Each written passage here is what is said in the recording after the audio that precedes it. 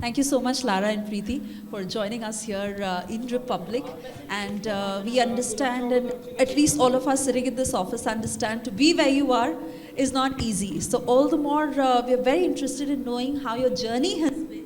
Because for a lot of young girls growing up, you want to be that top corporate honcho. But so much that goes into it. So Preeti, we'll start with you. 23 years in Australia, moved to Delhi 3 years ago. You've been heading one company after the other. How has the journey been like? And also tell us about your early years. Yeah, so I'm a sort of like a confused desi, if you like, because I was born in India. I'm a Delhi girl, but I was very young. I got a great opportunity to go and study in Australia, and I got a scholarship. And like a person who doesn't think too hard about it, वो कहते हैं ना जब अच्छा ख्याल आए तो उस पे act कर लेना चाहिए. So like a crazy person, I went to my dad and my mom and I said, I've got this Australian Graduate School of Entrepreneurship admission and I want to go. And they're like, where do you want to go? What's this country? And I was like, it's called Australia. And you know, all the vogue back then used to be go to US, go to UK. I think Canada and definitely Australia was not on the charts. So I think my dad said, there are only kangaroos there. And I was like, no, Dad, look at this picture. And internet was like early days. So even having internet in your house in Delhi was like a big deal in 1998. So I convinced them somehow. I remember my dad telling my grandma that she's going to do her double major and she's going to do her MBA and in technology and finance, and she's been selected in Australia. And I remember my grandmother saying, "Ladki kharab ho jayegi." So, I mean, but you know, there was something about that decision that in my instinct felt like I should do it. And I think if I think back to it, it's risky. And I took it. I got on a flight all by myself. I came to Melbourne, and it was a completely different culture, completely different landscape, completely different way of being. And very early in the piece, I think I had to start adapting to a new way of being. And if I sort of reflect back and fast forward from there, it was sort of that biggest sliding door moment in my life. It required courage. Yes. It required me to believe in myself. And I took the risk and I just went. I didn't know how I was going to fund myself beyond the scholarship. I didn't know how I was going to make my weekly rent. All of this was done on the basis that I was going to make it work. And so there was a sort of an entrepreneurial spirit that came to life. And I learned a lot in the marker years. To say the least, I'll say three things, and I wouldn't bore you with the entire story.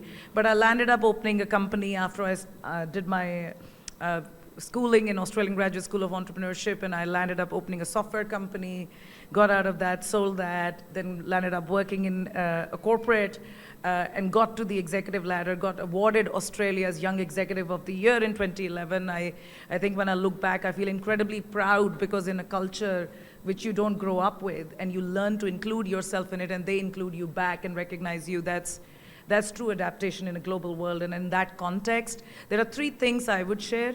I think number one, risk. It's a continuum of life. No risk, no reward, you have to take it. Doesn't matter man or woman, in my opinion. Second, I think when you step into the unknown, whether that is leaving a country or leaving a company or going to a new role, you have to have resolve. Because without resolve, you will not adapt, you will not change, you will not be committed perhaps. And the last R, I would say, is resilience. Because what is certain is setbacks. What is uncertain is success. And the last piece for all of those who are aspiring for like a great corporate career and want to be the head honcho, go for it, keep the fire burning. But I will say this, success has many fathers. Failure is definitely an orphan. Learn to love yourself when you are an orphan. Super important. How wonderfully put. How wonderfully put. And I want to ask so many more questions, basically what you said. But Lara, we'll shift focus to you right now to also understand a bit about your story. And a hardcore Bombay girl, yes, leading the advertising business. How was it like? And did you also get to hear a comment like "Ladki bigad jayegi"? Have you heard something like that? No, fortunately, I didn't hear any such comments. Yeah, so I've grown up in Bombay, led a very protected life. Parents just did everything for you. I also went abroad for 1 year to do a master's in marketing. And that experience itself was such an amazing experience, just living on your own. Forget the studying, because in Bombay, everything was just taken care of for you. Like first time I went to a bank was in the UK. So overall, it was a great experience. I finished that program and came back to Madison and started working as a management trainee for the first year. Then I did a role for 1 year in client servicing in our advertising business. And then I moved over to a corporate role looking at new business and diversification mostly. And I think my 20s was all about just work, and more work, including working on Saturdays. But today I feel I'm really grateful for that strong foundation that I have. So I think that's held me in good stead. And today, because your foundation is strong and you've started from scratch, you're able to take a lot more that life throws at you. But I understand what it takes to have that courage at 18, 19 to say, I'm going to leave the country, I'm going to live alone, and that pressure from the parents because they're worried to my girl stepping out in the real world and how will she navigate her way. Especially for you, Preeti, for 23 years, you worked in Australia, and that is where you climbed up the corporate ladder. You've come back to India being the boss of a company. How was it to work your way up there? Yeah, I think it was fascinating. I think anyone, I don't know how many people watching today are thinking about going and studying abroad, but it's a thing in India, right? Like we love, education is such a central theme to who we are. One thing I learned moving out at such a young age is that more than education, enlightenment and freedom are two big spirits one must have to enjoy what you are doing, to enjoy your purpose, to enjoy who you are. And it's not like that I'm not from a very conservative family. My father was an industrialist. I went to factories when I was 7 years old. I was around steel fabricators and wood packagers and civil constructors. That wasn't the issue. I think it's just about being responsible for yourself fully. And no one knows who you are because you're someone's daughter. Everybody knows you because of you. What do you bring to the table? What can you do? Are you worth it? And then to do that in a culture that is completely different, although there are three very amazing commonalities between India and Australia: Commonwealth, cricket, and curry. So, you use what you've got.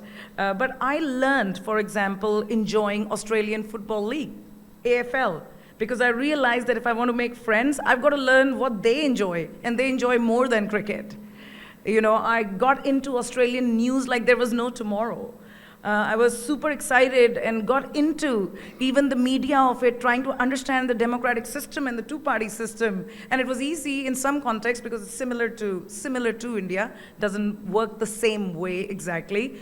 So the more you localized yourself and adapted yourself, you got to learn and you started to kind of make more sense to everybody. It's not important when you are in another culture just because you're speaking English, everyone is comprehending what you're saying. That's just the language, but communication is more than language. Communication is culture, courage, and what you can create together with them. To that effect, in the early years, I wanted to open a software company. I was very, very fortunate. At a trade show, I met two Kiwi guys. And they had a software product which I saw a great opportunity for in Australia. I just went up to them and said, hey guys, we should partner up together because I think we can launch a great software company. What you've done is an amazing POC. I had all but $20,000 to my name. I put all of that into that company and we started.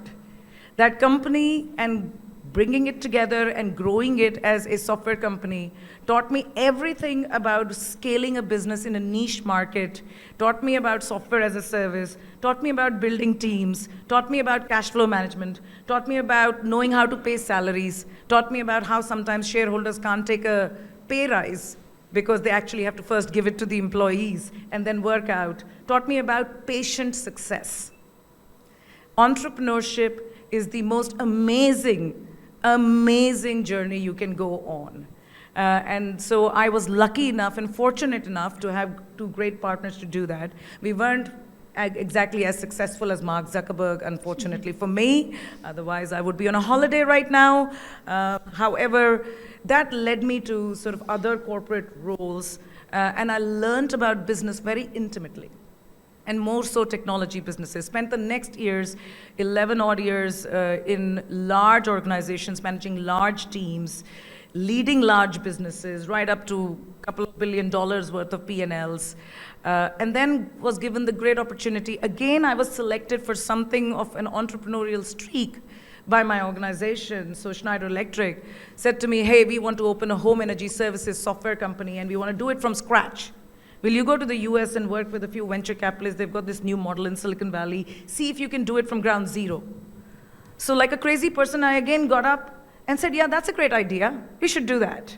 So I went to the US. I was lucky enough to be in an ecosystem of Bay Area, Silicon Valley, and it's amazing. No one does risk better than the United States of America, definitely not better than Bay Area. Even though we're doing it so well here, we don't have the kind of risk capital yet that America can feed into young businesses. I saw that. It energizes you in another way.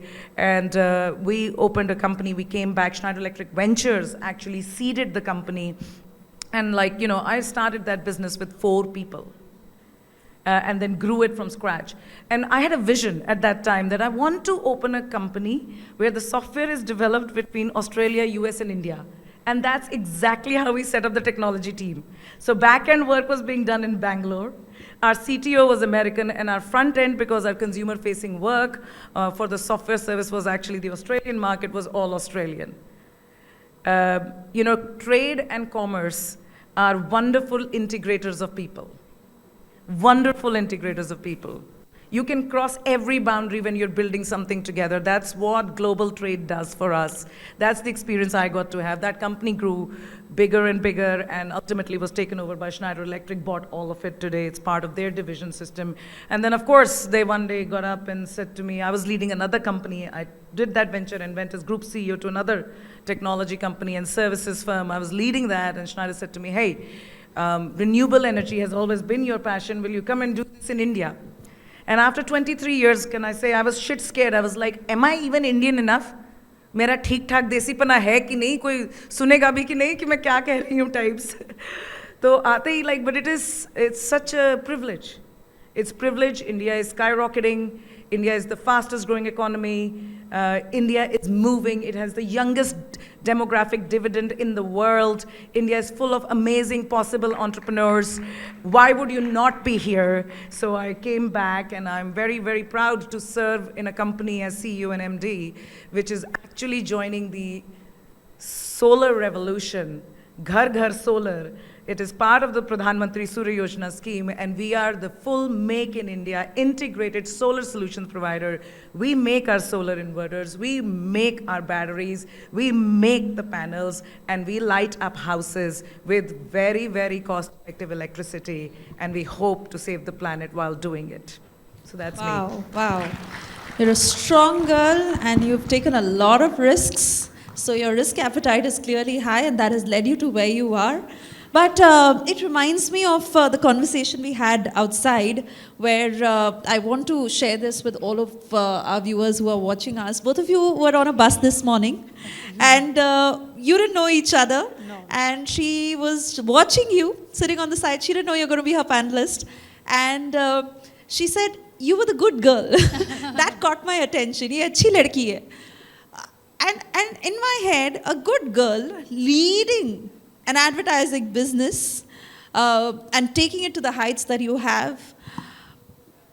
How real is it in office, managing that team and actually being able to keep your humanity intact, but taking the decisions that you have to? I think today women don't have to fit into one particular type of role, no matter what we are doing. So whether it's at work or at home or in any other industry as well. Today we have the luxury and the freedom to be our own selves. It's not like just because we are from the corporate world. I know both of us are wearing jackets, and so are you. But you are today free to be who you are, because ultimately it's your work that does the talking. And that has been my experience as well at Madison of, okay, I am generally more quiet, but over the years, I think my work has always spoken for itself. And today I feel, there's nothing stopping women, and we don't need to fit into this preconceived notion of anyone of this is, okay, because you're in business, you're supposed to be this way, act this way, dress this way. You're free to be who you are. What have been the biggest challenges for you as you've gone up in your career in terms of ambition, meeting all the practical problems on the ground, and how would you describe your vulnerable moments and how you fought through those challenges? You want to go first? Or? No, you can go. See, I told you she's nice. Look, when you are leading teams or building businesses, I don't know, I think any business, doesn't matter what it is, requires 3 ingredients. It requires capital, and not having it can make you feel pretty vulnerable.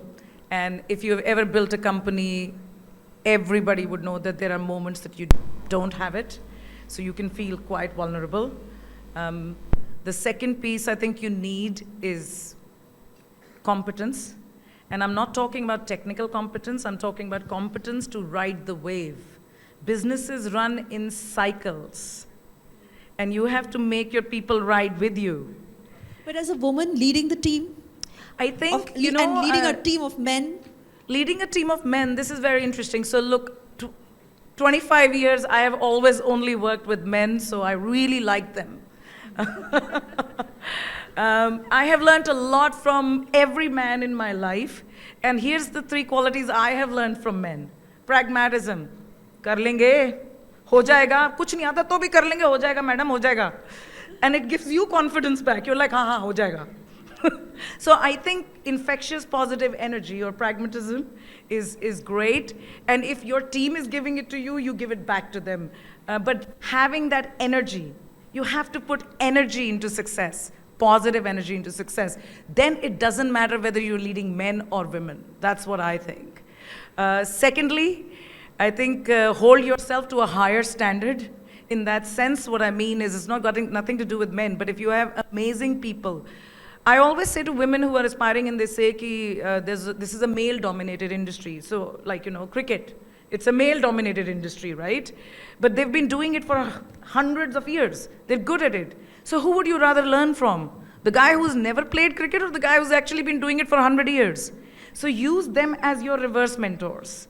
And they're good. Men have great egos. If you tell them they're fantastic, they'll teach you everything.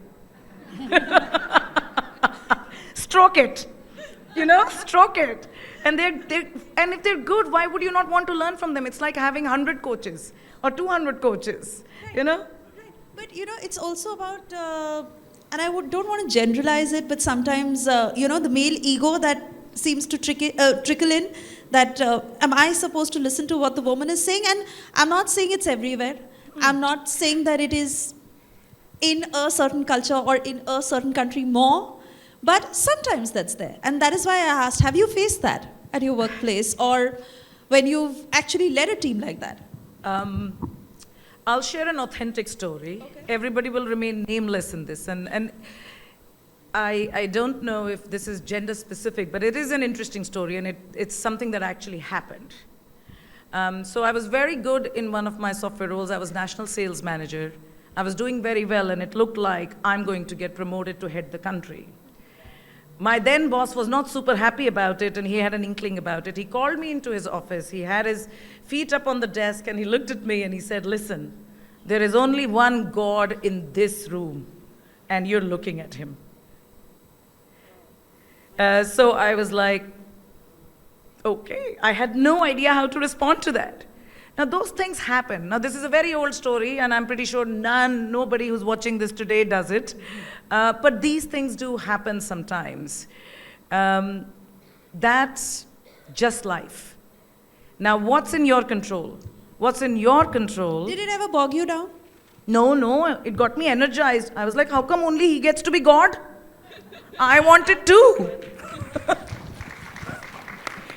I mean, and this is the great part of growing up in India, right? We have goddesses, and they're super powerful. We have Durga, Kali, so we have enough role models to float around, in our head. But really, I mean, in that moment, it's a challenge thrown to you. And challenge can be thrown by men to men and men to women. So I would urge all the women to simply see it as that. It's not a gender. Think about the actual context of it. It's role. It's whether I'm in the front of the race. It's a power struggle. It's about the reflection on competence. If you just bring it down to what it is, it's simply two people talking about who's better. It's competition. It's not gender. It's competition. If you bring it back down to that, you will feel less aggrieved about your gender and more energized about what should you do about winning if you care about it. That is, if you care about it. Yeah. But the choice, the democratic choice is with every man and woman in at least the free India and in the free world. True. That's a very good way of looking at it.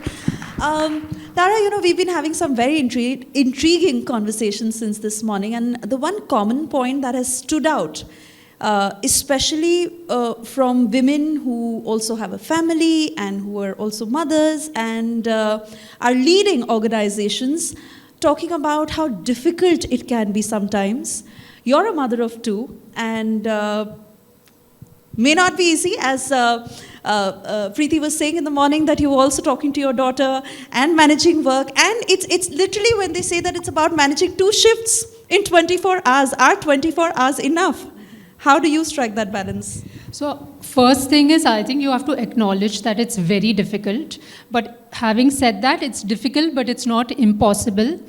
I think the word prioritization and delegation are both applicable for work as well as for your family and managing kids.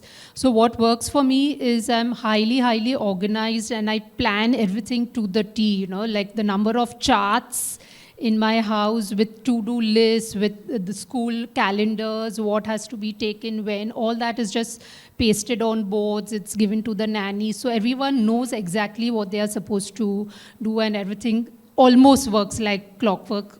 Almost, sometimes there are challenges, but then you work through those. I think working has also, I think, made me a more efficient mother, because, like I said, it's the same principles that work. Ultimately, you're dealing with people only, and even in your organization, you need good people, you need to empower them, and you make them responsible. And it's the same thing when you're managing your family. But yes, of course, it's not easy at all, and you always, there are challenges, and you always have, like we were talking earlier about the mummy guilt and all that, but you just get on with it.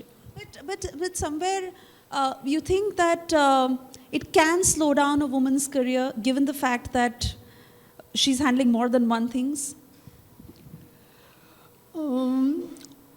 For me, I think my kids are absolutely the best thing that have ever happened to me. So I would never say that they are the reason that my career has slowed down. I recently also heard an interview of Falguni Nair, the person who founded Nykaa. And she said something, very, very relatable. She said that women don't women don't always have to be in the fastest race running, it's not always a 100-meter sprint. Your career over the 35 years is like a marathon, so you don't always have to be in that fastest lane. Sometimes it's okay to be in the slow lane, but it's very important to be in the race. So you can always pick up a pace later, but the most important thing is to be in the race. So I thought that resonated with me very well. Very rightly put. For you, especially for the workaholic you are and how immersed you are in your work, and given the time where there are a lot of debates over this 90-hour work week, 70-hour work week, where do you stand? मुझे फंसाने के चक्कर में है. Look, I think, again, to me what's important in an organization is a high-performance culture, an outcomes-focused culture. In the business world, growth and returns are a reality. So towards that culture has to be developed. Clocking in hours is not really my thing per se. It's more about what are the outcomes. Have you delivered that outcome? If you can do it in 2, do it in 2. If you can do it in 10, do it in 10. We are far from the, I suppose, primitive ages in that context. Having said that, you also have to recognize that there are some jobs that are very time-bound, that are very specific, and they run in certain ways. So you have to sort of understand the complexity of the organization, but it is not the number of hours. In an age where artificial intelligence, robotic automation, energy revolution are the realities, and human-centric design is becoming far more pivotal, we've got to be outcomes focused. That will be far more sustainable. That's kind of where I stand on it. You have to ask my staff the rest of it. How about you, I Lara? think it's always quality over quantity, and this 90-hour work week, okay, maybe you can do it for 1 week, 2 weeks, or if you have a big project that you have to plan for, it's not sustainable on a week-on-week, month-on-month basis, then your output will be completely zero. I mean, what's the point of just having somebody in the office staring at a screen and not delivering? Ultimately, like she said, it is the output that matters. Again, since we are talking about the whole man-woman divide or really the kind of times that we live in a workplace, at one end when so much is being spoken about men now also talking about their rights and how that should take center stage. On the other hand, we understand that we are very conscious of women employees and the kind of complaints they raise. As corporate heads, as the bosses that you are, how do you strike that right balance between ensuring that it's merit that leads over all? I think, should I go first? Go for it. Okay. I think for us in advertising and media is, it's not only about men, there's a fair amount of women who also work in advertising and media. I was really delighted to hear that 70% of your team is women. That's absolutely fantastic. And we always, as an organization, you always want the right person for the job, right? It doesn't matter on it's not just about gender, it's also about age. Today there's a thing about having young people, having older people, but ultimately, as an organization, you try to find who is the right person for that particular job, and it's always the work that does the talking, like I said. So yeah, I mean, my kind of view on this whole thing is that there seems to be an assumption that if we are hiring a woman these days, there seems to be an assumption it's got nothing to do with merit. It's got to do with being a woman. And so we're not checking. We don't want to do that. That's not sustainable. It's always been and will remain about merit. And for men and women both. And I think what we are all trying to do through this debate is not create some bigger divide. We're actually trying to create equality of access. Because that's all organizations can do. We can create equality of access, bring everybody to the same start line. And then from there, the process is you go to the same panel interview. We don't change the judges, go through the same induction training, you go do the same job. So it's not about really creating some bigger divide. What we debate in our organization continuously is that we want the leaders to be able to lead with resilience. With resilience. So debates should happen in a society, and I think it's great that men are also speaking up. It's important that they are able to do so as well. But it's important as well that women continue to understand that they are being selected because they can do the job, not because there is some diversity program running. Absolutely. Absolutely. And lastly, for all the girls watching you who want to be like you, your message, you in fact spoke about it right when you started. It's about resilience, it's about taking risks, it's about doing your best and giving your best. But a quick word, a closing word from both of you.